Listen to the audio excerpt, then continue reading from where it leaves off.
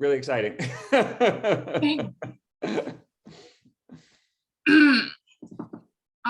Christina says she doesn't hear anything. Oh, okay. Well, that's not very helpful for the moderator role then. Well, maybe Christina just unmute yourself, Christina. If she can't hear us though, she won't be able to. Yeah, she won't. Yeah. Yeah. No worries. Maybe we can kind of troubleshoot, during your presentation, Laura. And I think, it'll be fine. I'm happy to help too, of course. But so guys, Laura Calloway, just obviously, as I think all of you know already from the Letty School, really interesting work on investigating privacy concerns and risk perceptions after a year now, right? Multiple years, unfortunately, of COVID. So really interesting research, Laura. So thanks for giving us the opportunity to learn more about it with you and discuss. Sure. So I'll share my screen. We'll see if this works. Sure. Okay.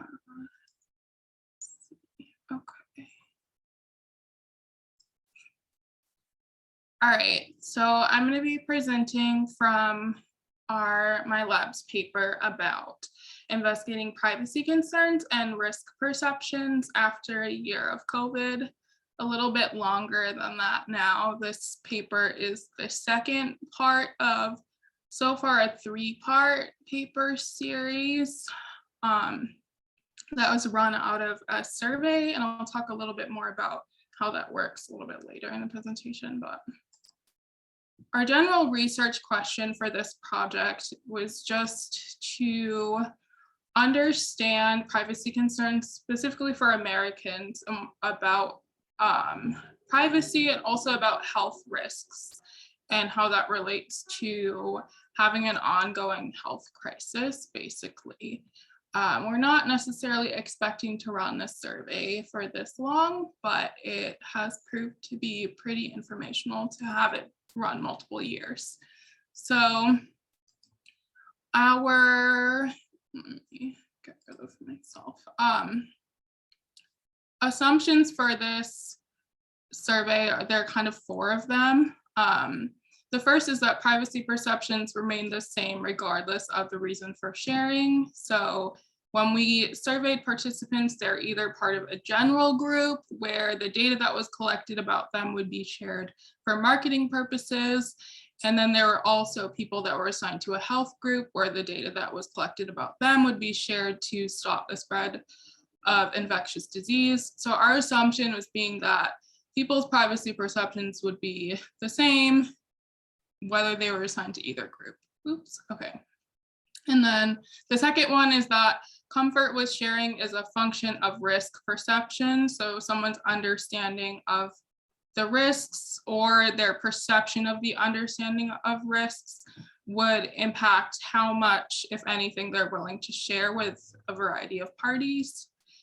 The third assumption is that comfort with sharing is a function of security expertise as well. So how much someone understands about privacy risks and like how they actually work should influence how much someone is willing to share. And then the fourth assumption is that comfort with sharing is a function of data recipient. So on top of the other 3 assumptions, someone's willingness to share is also going to be a part of who they're sharing with. So we had 5 different entities, and we're assuming that those might be different based on who's being shared to. So our method for this research is an online survey that's scenario-based.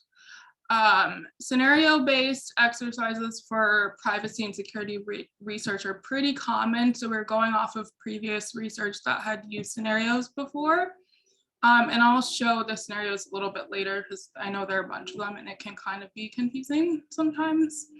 And then on top of that, it's designed to be used during and after the COVID pandemic. If you have the paper in front of you, the flow chart for how the survey actually works is on page 3. The scenarios are on page 4, and the actual survey questions are the last 3 pages of the paper. And this is kind of the setup for how our survey was run time-wise, because I did mention it's more of a longitudinal study. So we ran the first round in April of 2020 with 261 participants. So keep in mind here, when that round of the survey was run for our initial analysis, there was not a whole lot known about COVID, so that'll shape people's both privacy and health risk perceptions, possibly a little bit differently than later rounds of the survey. And then round 2, which is the one featured in this paper, was run in March of 2021 with 457 respondents. We had to throw out a few respondents from both round 1 and round 2 for people that failed our attention check questions that are built into the survey. So basically a question where you read it and it tells you which answer to choose. And if you don't choose that answer, then your survey gets thrown out. We also had to throw out a few because people took way too long to take the survey. The average time to take it is about 20 minutes. So if someone took an hour or so, we threw that out. In the same vein, if someone took the entire survey in like 2 or 3 minutes, we threw that out as well. So here are the actual scenarios. Again, they're on page 4 in table 1 if you have the paper, and then I made like a smaller version of this that's less detailed to actually show for the presentation. So scenario 1 is smartphone based. Data collection is focused on movement data. And if you're in the general group, the purpose that you're told that the data collection is for marketing, like personalized services. If you're in the health group, it's to stop the spread of disease. Second scenario focused on security camera, which is collecting data from the street view in front of your home or apartment. And the purpose for that, again, is either marketing or health, depends on which group you're assigned to. And the third option for scenario 3 is Smartwatch or fitness tracker, using movement data, again, that's collected for either marketing or health. We chose these 3 types of internet connected devices because we are trying to capture devices that a lot of people would have on them potentially and have at least one of those options. Some of the other things that we considered doing were a little bit too granular, and a lot of people wouldn't necessarily have access to those. One thing that is not captured in this survey is people who are exposed to one of these devices but don't personally own them. That could be interesting to a way to learn about privacy risk, but we don't have that featured in this survey. So that could be a place for future work potentially. I'll talk about that a little bit later.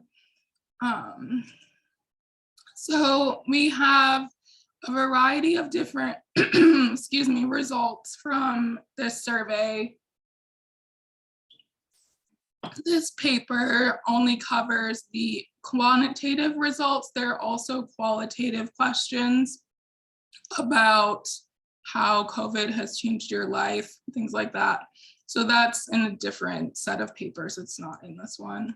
But for the quantitative results, there's 2 general categories that they fall into. The first one is that participants' comfort with data sharing is tied to the device that's collecting the data type that's been collected, who the intended recipient of the data is, and how it's being used. And a lot of these are situational, and not all of the types of results apply to either all of the devices or recipients. So it's just easier to lump them together this way. And one example of this type of result came from her fitness tracker data. So for example, we found that people are less comfortable with sharing fitness tracker data with their device manufacturer for public health reasons. However, we also know that for a lot of, especially contact tracing apps, the way that their crash reports are generated means that this health data may be shared with the device manufacturer anyway. So knowing that people do not necessarily feel comfortable sharing health data with a recipient that is not a healthcare provider or health insurance company, but the way that the app works, if it crashes, it shares that data anyway. That is in opposition to what users are expecting or would like. So then that becomes a privacy issue. Other examples that we found were that for things like security camera, which tends to be the more sensitive type of device because it is recording in front of your home, people did not feel comfortable sharing security camera data generally with entities that were not in line with like what the purpose of the device is. So for security camera, you're trying to like prevent theft or other things. So then people are less likely to want to share that kind of data with someone like healthcare provider for marketing purposes. It just doesn't line up with the intended purpose of the device. So that might mean that people are less willing to share that information than if it's outside of that scope. And then the second general category of results that we have is that perceived control of privacy risk and resulting harm shapes willingness to share. So kind of what this means is if you feel that you can control a lot of the privacy risk associated with sharing something, and you can also control if there is going to be harm, if you can limit that in some way, you'll be more likely to share. Potentially. We also found some results suggesting that people who have a lot of security expertise might be less willing to share certain things because even though they understand the risks, they kind of know like, I might not be able to limit the harm from sharing this, so I'm not going to share it. Again, a lot of these results are kind of situationally dependent.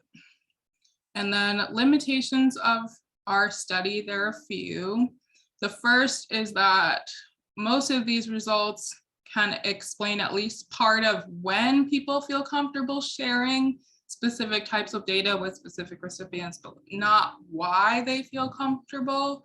Survey is probably not the best place to find that out, at least initially. That would probably be more of a qualitative project with interviews. Which is not the approach that we took, but a survey like what we already have could be a good follow-up once we get an idea more of why people feel comfortable sharing. So that would be a later project. As I mentioned earlier, this survey does not cover social network impacts of internet connected devices. So if you personally do not own one of the 3 devices that we use for this survey, but you come into contact a lot with them from other people in your network, you probably still have some ideas about how comfortable you would be having your personal data shared through that device, even if you don't own it, which is not something, not something that we covered in this research. Also, it was a desktop only survey, given the way that it's set up and the different things that you have to click. So this means that people that experience a lot of risk may or may not be able to take our survey if they don't have a desktop computer at home or easy access to a place where they could take our survey, which means we're probably missing some of those potentially really informative risk categories or people.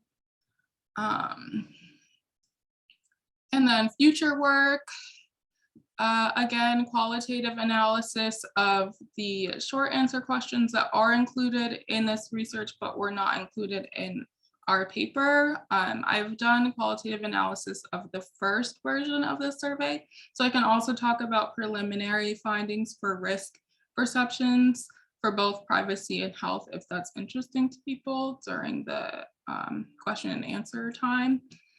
And then another option is to do a comparative analysis of the results from each survey round and look at more of the long-term trends.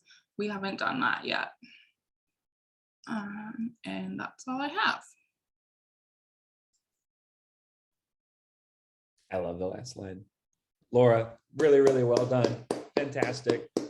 Christina, are you with us now? Yes. Can you hear us okay? Yes. Can you hear me? Hey, no, Yes. perfect. We sure can. Totally. Okay. So yeah, if you didn't hear us before, if you would still care to moderate, please feel free. Yes, I would be happy to. Thank you. So just feel free to ask questions and I'll take note of who's coming next.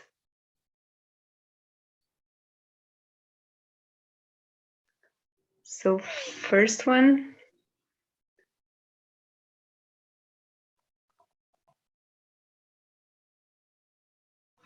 Maybe I could just get us going, Laura, if that's okay while folks are thinking. And I'm wondering if you could just situate us just for a moment and talk a little bit about how this particular project, fits into your overall, research agenda that you're working on with, I know, plenty of folks, at Luddy.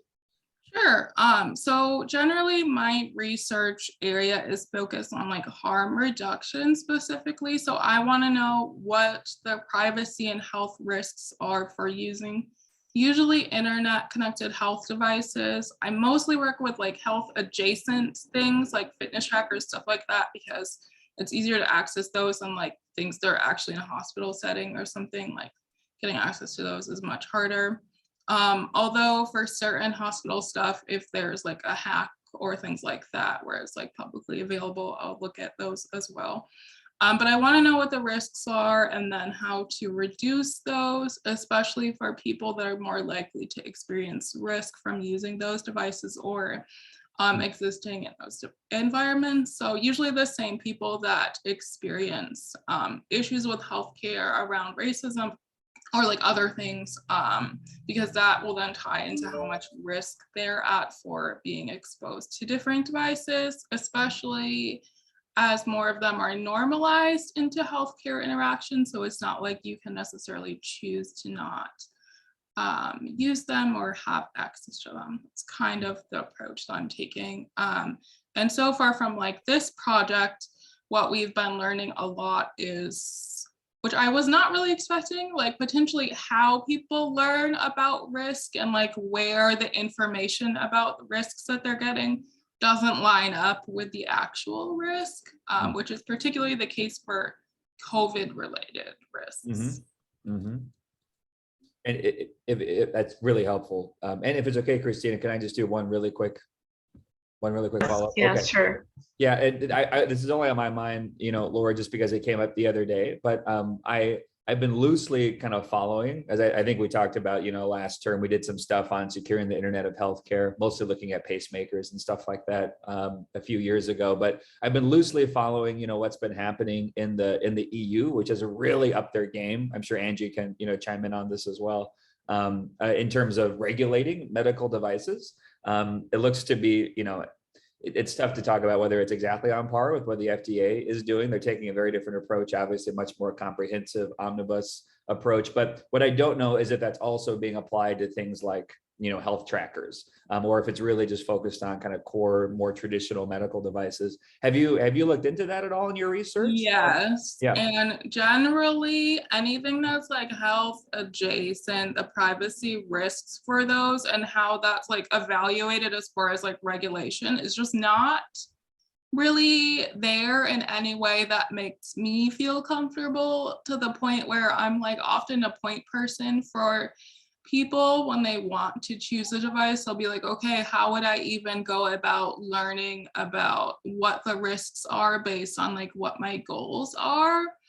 I've seen some research, including in our lab, but in others, about creating basically kind of like a nutrition label, but for like privacy for specific types of internet connected devices, especially ones that are used in a space where there will be children. There are a lot of things that we could do to regulate those a lot better, especially because all of these devices have to be tested for like other types of safety related things. So it would not be that hard to add on, like, especially if there are kids involved, like safety precautions for that. But we just kind of don't really do that, which is very unhelpful.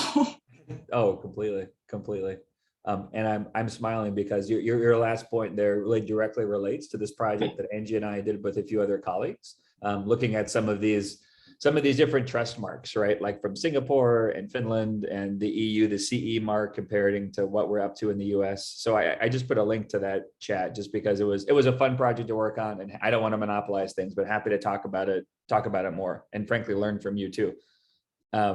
So sorry. Thank you, Christina. I appreciate it. I'll be quiet. Sure. Thank you for asking. Jörg, please, you're the next one. Yes, thank you. Hi, this is a very interesting presentation. I have to say I'm working on something related, similar with colleagues in Germany. You know that the Germans are very privacy sensitive, and so we are working on a survey experiment about the trade-offs between functionality and privacy of items. So it's I think it's different in the sense that you are more focused on people's stated preferences, whereas we try to implement that more in a kind of choice experiment. My main question is a very pragmatic one, because I saw that your survey seems to be really long, and I was just wondering about your experience. So it's a bit of a selfish question, because I was wondering that myself. Are people continuously paying attention to that? Do you feel like that you are losing people on the way? Are people dropping out? Is the quality of answers deteriorating? Because I think in these kinds of surveys, I mean, it is somewhat repetitive to a certain level, and I've read different things about how attentive people are in such surveys. So I was just interested in your on field experience, so to say. Sure. So because that's definitely something that was an issue for us, given that we're trying to cover both like health risks and privacy risks. There is going to be some repetition of like the type of question. So basically for this survey, if you actually took it, it's split up into like 4 sections, and generally like each section has some sort of attention check question, where it's literally just like they're all like multiple choice. So they tell you like which answer to choose. And there are a couple of other like types of attention check question type things that are built into, I'm not sure if we have it for privacy, but I know I made one for health, whereas basically like the questions that are asking you about infectious diseases, like how they spread, like there's one particular answer that's like pretty obviously like just not the right answer at all. So like if you're paying attention, you would know like I'm not going to click, this doesn't make any sense health wise, like why would I pick that? But if you're not paying attention, then you might choose that. So we have some things built in. If I was going to do this type of survey again, since I'm more interested in like the health connotations of like privacy risks, I might split this up so it's more focused on like health stuff and not so much on like so in depth for both of them. I feel like it's a lot. But given the way this is set up, I feel like having multiple types of attention checks to at least get at some of like, are people paying attention, and have some of them be obvious and some of them be like less obvious, I think is helpful. We also, I'm not sure if we did this, it's been a little while since I've compared this version to the current version that's going out, but for the 3rd version, we did take some stuff out that was no longer relevant because of like how we think about COVID risks and like stuff like that. So I would say, yeah, having some attention checks, like being really intentional about like how much you want to ask people about different types of risk and like how in-depth they are. And then if you're going to do multiple versions of something, like just being willing to iterate and like move stuff around or like take it out within reason, obviously, because you don't want to like compromise the integrity of your survey instrument or research instrument. Yeah, hopefully that answers your question. Could I have a very short follow-up? Sure. Of course, it's directly related. I'm not sure how exactly it works on Prolific, but did people know about the topic of the survey in advance? And did you experience people dropping out because of the topic of the survey, that they felt privacy is a private topic, so to say, that they wouldn't want to share their attitudes on that? Yeah, not that I know of people dropping because of the topic. It was pretty, the reasons for the survey are like pretty general, like when we give people the like the survey sheet before they take it. So not that to my knowledge, I don't think we had anybody drop because of that particular thing. But we are only surveying Americans also, so I would be sort of surprised if a lot of people dropped out of a privacy survey. Yeah. Thank you. Thank you, Jörg. Diego, please. Hello, Laura. Very interesting topic, and congratulations for your job. I have two questions. The first one is related to COVID. In your study, have you seen any kind of differences about how people reacted to privacy or health-related privacy issues of data pre-COVID and after COVID? Because in COVID, we had the thing that we were connected as people only through this kind of sharing instruments or computational instruments, let's say. And I don't know if you've seen any kind of patterns there. And the second one is about, I know you did the survey just in the United States, but I don't know if you have any other knowledge, or for the folks here, in terms of how these kind of issues are seen in different countries, and also even in United States, differences between a city or like the small towns, and if there are any kind of difference there. Yeah, so for your first question, the first round of the survey was like at the very beginning of like COVID-ish like stuff, before it became as wide of an issue as it is now, obviously. So one thing that I sort of noticed, this is more the case for like the qualitative stuff that is not in this paper, was that people are really just looking to like talk to someone about like how they were feeling about COVID specifically, and like what they would write in the answers gave us a lot of insight into how they felt about like health risk and privacy risk, like at least preliminarily. And it was sort of split. So we either had people who really just wanted to talk to someone about a variety of different things, because it was like very open-ended questions. Everything from like risks, if they're higher risk and they felt like people in their social network had different level of risk tolerance than they did, to like not having access to the different things that they needed for their daily lives. So that was split between people like that, and then people who were just really feeling like COVID was not that big of a deal, like it's not really a risk, and that it was overblown, to the point where some of those people felt like their rights were being infringed upon by like having to stay at home or not having access to different things. So for the other rounds of data, like qualitative data, something I'll be looking at more is trying to understand why someone might feel that way, and like what kinds of like risk related information is like making them feel like, well, this is not a risk at all. And remind me of your second question again.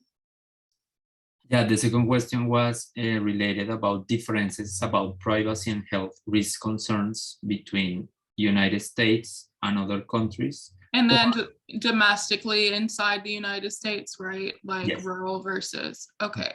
So I'm not sure if we're going to be able to tell based on how we set up the survey, but we did put in several demographic questions to try and get at where someone lives in the US and like how safe that might be. Safety here being like if they are in like a multi-generational family unit, like that'll influence someone's perception of risk potentially.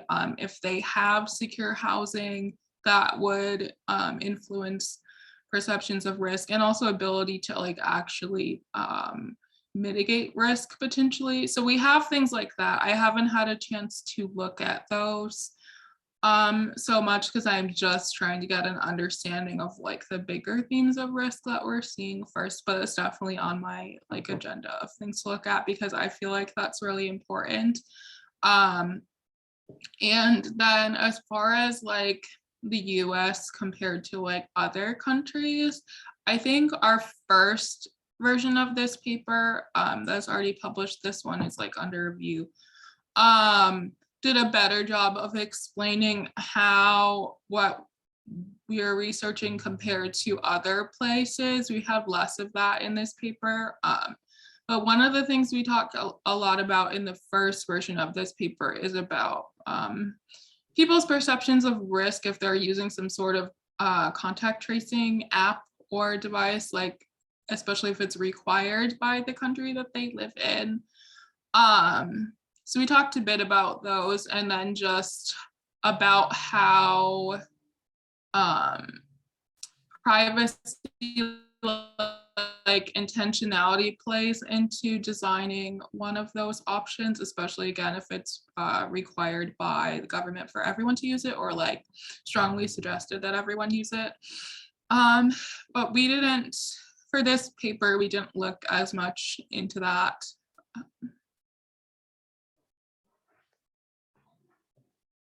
Okay. Thank you, Diego. Angie, see your hand raised. So hi, Laura, again. I think I just heard you say, which I didn't, but correct me if I'm wrong, but I don't think I picked it up in the paper, that you had people doing text box entries. Yeah, so we have a split data set for this paper where like just the quantitative results from the actual survey questions are like multiple choice went into this survey because there's just two different basically approaches to risk that we'd have to take to evaluate the data sets. So the qualitative answers about how COVID, we basically just asked people very generally how COVID was affecting them to like see what people would talk about. And we didn't ask them specifically about risks, but people just really wanted to talk to someone and ended up talking about it anyway. I think partly because of having to take like the rest of the risk stuff in the survey. So the next steps for us as a lab for evaluating data sets are evaluating qualitative data. So far, I've only gotten through the first surveys, like qualitative data preliminarily, and we're seeing like two themes, which I thought were pretty interesting. One is that people's perceptions of like, or understanding, I guess is probably a better way to frame it, of COVID risks are like not really there, which makes sense given like when that survey was done, but there's just like a lot of things that people are describing about what they were doing that they felt like was helping them mitigate risk that like just does not really work for mitigating the risks from an airborne virus. So a lot of what people were talking about was trying to do like quality control and like cleanliness control stuff at like home or if they're traveling or things like that, which suggests that the communication to them about ways to mitigate risk was like not particularly helpful. So one thing that we'll be doing with the other two versions of the survey is looking at if that's still a perception that people have about mitigating risk and like gaining control of things. And if that's the case, again, it suggests that like the information asymmetry is going to be an issue with how people understand risk and then are able to mitigate it. The other big one is just about people really feeling like they wanted to have control over their environment or circumstances in some way, and they were just like picking up different adaptive behaviors in order to do that. Some security or privacy related or health related, and some not. So that also brings into potentially interesting ways to look at if someone is using up basically their time and energy to gain control in these ways, like what might that mean for the time that they normally might have to think more about their other types of like risks or things. But don't you, when you say that out loud, don't you hear the other couple of streams that come from that? Like people who didn't have a clue who you are wrote health related information and didn't just check B, but actually described health related information to strangers. This is John Oliver from a couple weeks ago, where people are like, he's, talking about basically tricking a bunch of congressmen into clicking on porn sites because, and them not realizing it was them running a social science experiment on them and keeping track of who clicked on what. I mean, this is, that's a huge finding in terms of what I think about, right? That some researcher got people who they haven't met, who they don't have a clue what you're actually doing, quite honestly, because 2/3 of the world doesn't have a clue what these surveys are anyway. I think you said you were going to pay them $1, so it's not like they were going to be out some big, cash investment if they didn't write in the box. Yeah. They shared incredibly personal and sensitive information. And that either suggests they don't, there's a part of me that always wonders, quite honestly, whether or not people think they're supposed to be sharing COVID information, but they don't share that they have herpes. Right. And I don't mean that as, it's just, so I wonder if COVID information from the beginning is just different and not really health information in people's heads, or if there's something much bigger going on here and people don't have anyone who wrote that personal information into those boxes needs to be put in a different category because they don't understand privacy 101.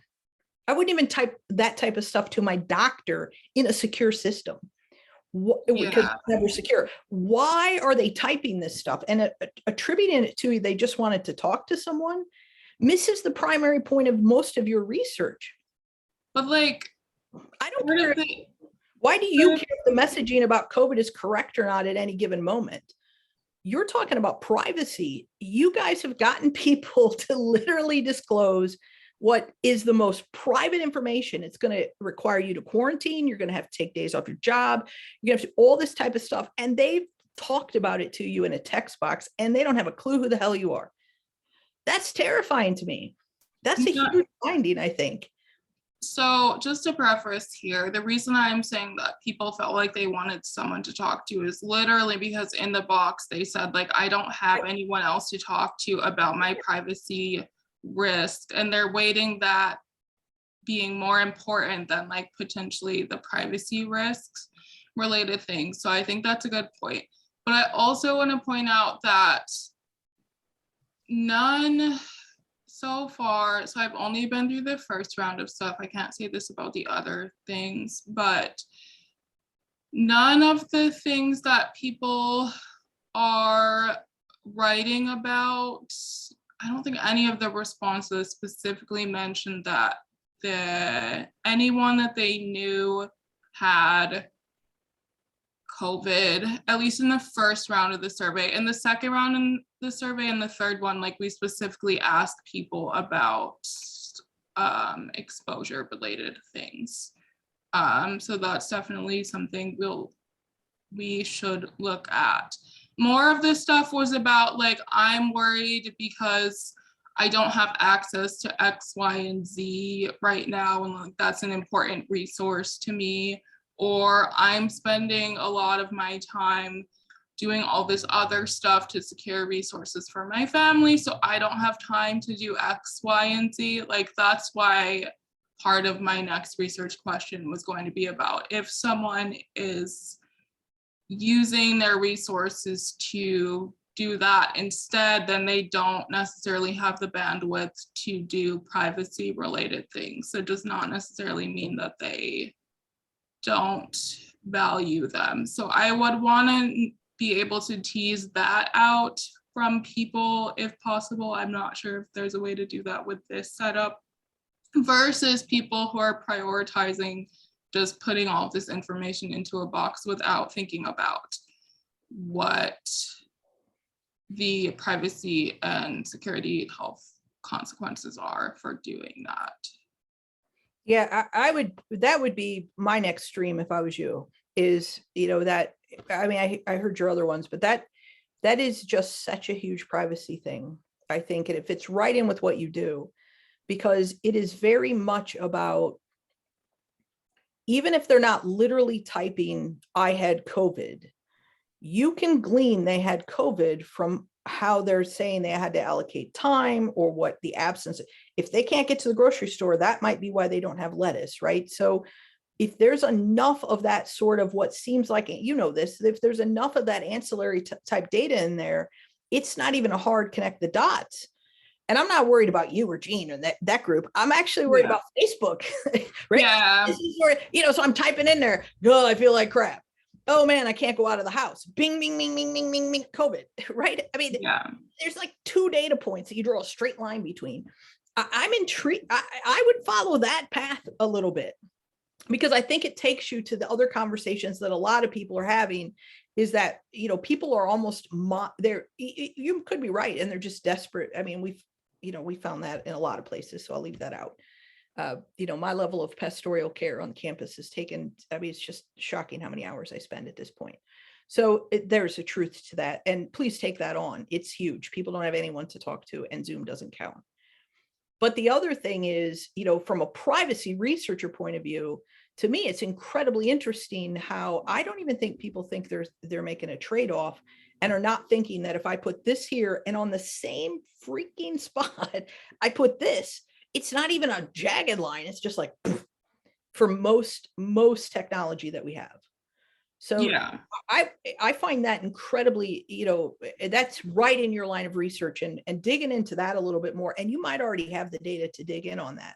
We have it for the second version. I think that's going to be more of, so what you're describing, I think, is what's happening probably with this version of the qualitative data, less so than the first one was literally like people were just like, their main concern was like, I need to talk to someone about this because I feel like I don't have a space to do it, either because they thought COVID was like really scary or because they thought COVID wasn't real. For this version, I think it's going to be more of like, what you're saying of like privacy, potentially straight line issues. Congratulations. I thought this survey's just dug in. Thank you. It's got some real meat to it, and it's very well done. It appears to me. So thanks. I think you're right. You have several streams to take.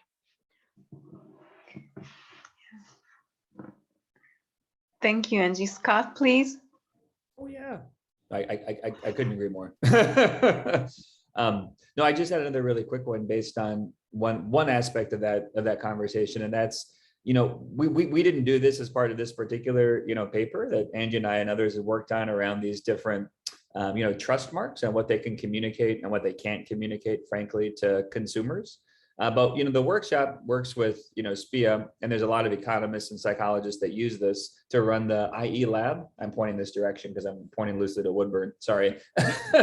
But there's some really nice lab space there where these types of decision-making experiments sometimes get done. And I was curious if that was on your radar at all, about doing maybe a study along those lines to figure out which of these emblems on different types of medical devices and trackers and apps could actually communicate something meaningful with regards to cybersecurity and privacy concerns, and when is that is that just not possible, right? That's something that we grappled with this project, and I haven't seen a lot of actual double blind lab data on that kind of thing. Yeah, so I generally have not done projects in that vein. Some other people in the lab have done similar types of projects for like phishing, of like what kinds of signaling do people need to know that the website is legitimate, or it's just like a spoof of a popular website. But that would be really interesting. It's just not something I normally work on. Totally fine. And I'm not trying to push you in a different direction. I was just curious. Yeah, I'm also curious. I just not enough to do more projects. I hear you. I hear you. No, and that's so smart, because it's so easy. I know all of you guys can relate, right? To bite off way more than we can chew at any particular time. So no, this is exciting. Yeah. Angie, did you have another question? No, I was posting the John Oliver thing that I referenced. Sorry. Well, yeah, I actually was asking Laura when I think you're coming toward wrapping up time at IU, right? Yeah. So that was okay. Yeah. So I don't want to give you like 17, right? No, but sometimes I love this stuff and I'm like, do that, do this, separate that out. And I'm like, yeah, no, finish. for the qualitative data sets, we didn't have like a framework or like approach for like what you are describing is like definitely a vein of stuff that's going on, but I didn't have a way to like think about it. So I think that's useful and like reasonable in the time frame that I like currently have. But Cool. Yeah, adding entirely new stuff, probably not. Nope. No. Don't do it. Finish. That should be our motto, like in the research series frequently. Yeah.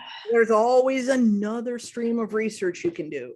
Do it when you're going for tenure.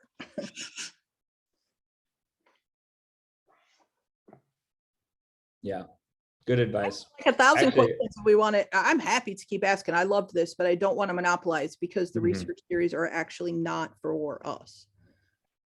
In my opinion, we try to prioritize differently.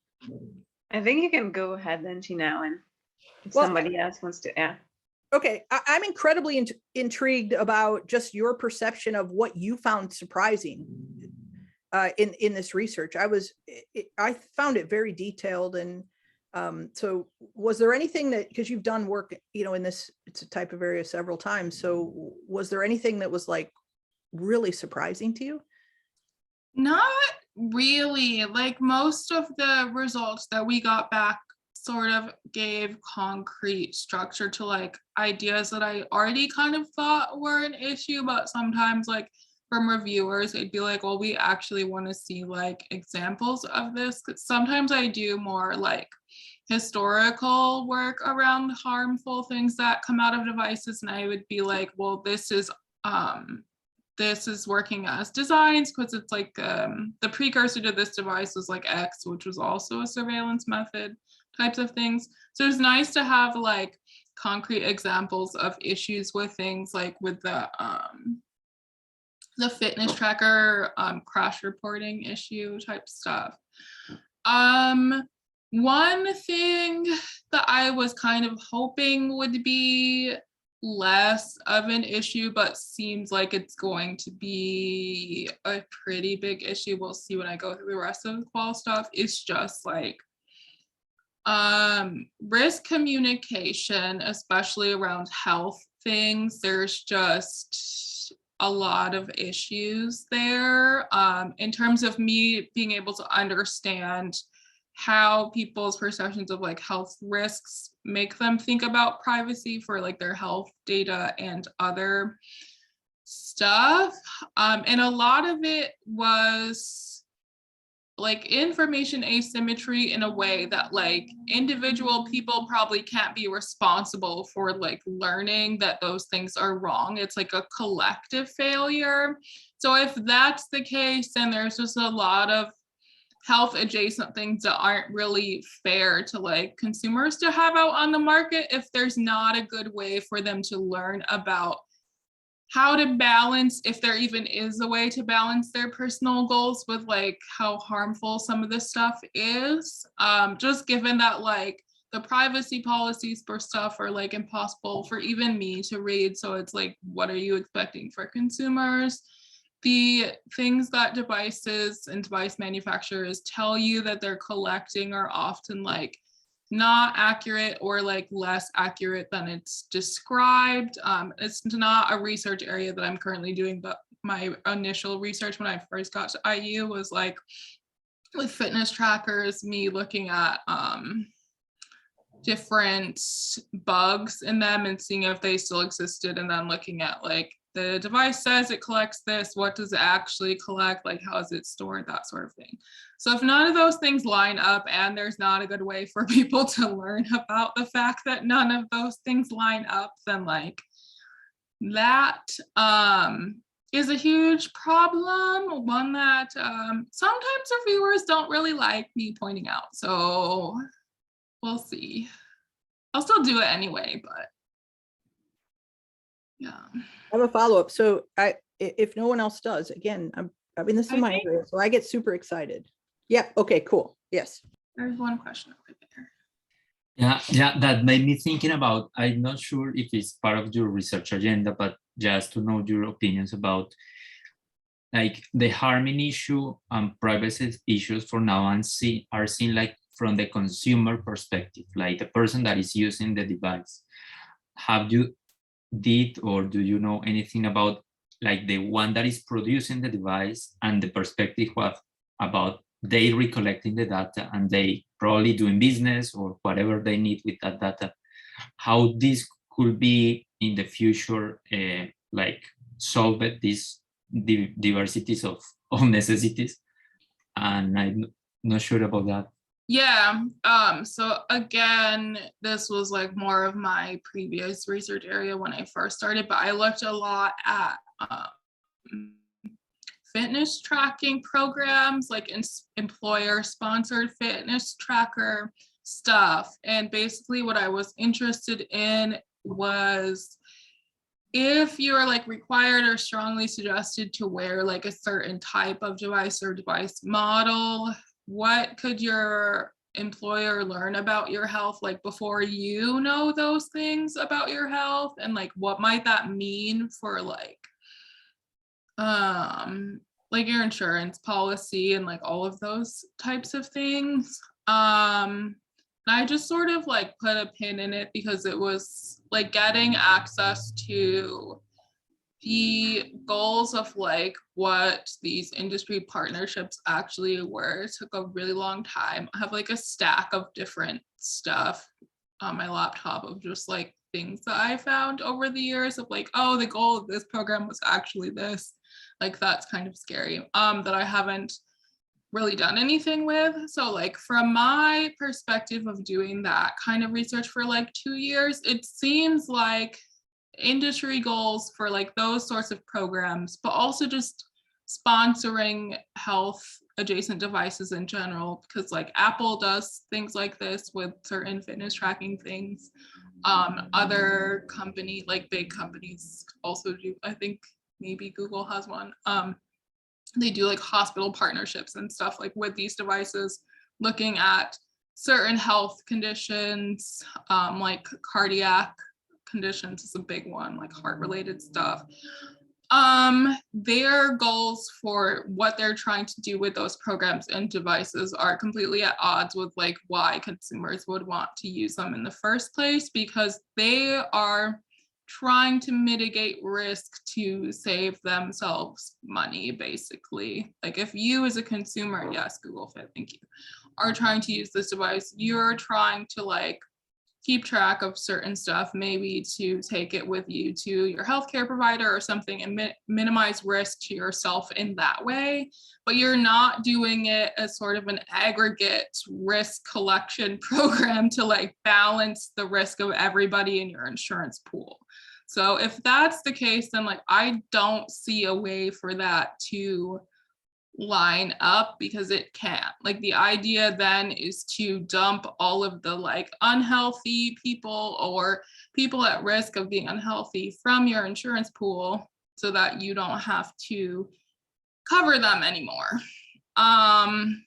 Which if that's your goal, which from my perspective that seems like that's probably the case, that's like a regulatory issue then, because it's just not in line with what consumers would want or need from using a device. And I don't think for a lot of health adjacent things, the solution is that they shouldn't be on the market at all. Like that's not a reasonable expectation. In the same way that like some health adjacent things that are advertised to kids, like some of them should just not be there because it's just like a huge safety risk for people that don't have as much agency. It's harder to do for adults. So I'm not sure that that would work. And even if it could work, generally these programs are just like so secretive. Like I don't see them wanting to work with researchers at all unless they were like internal.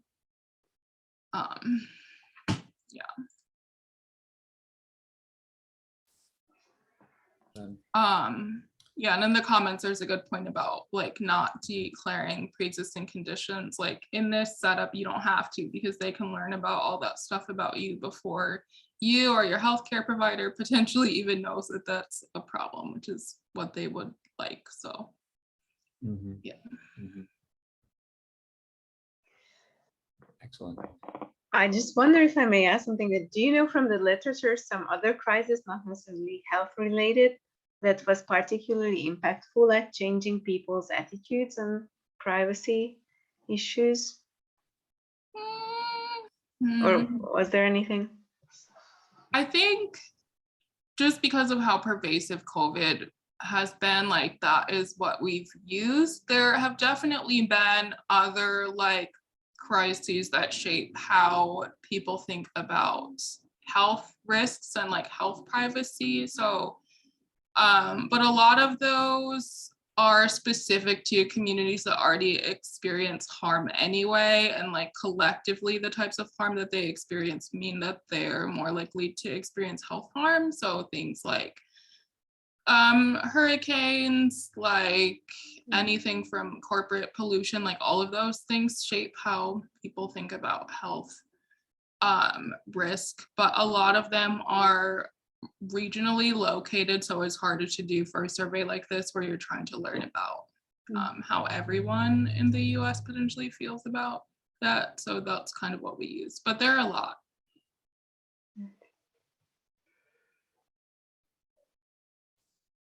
Any last question?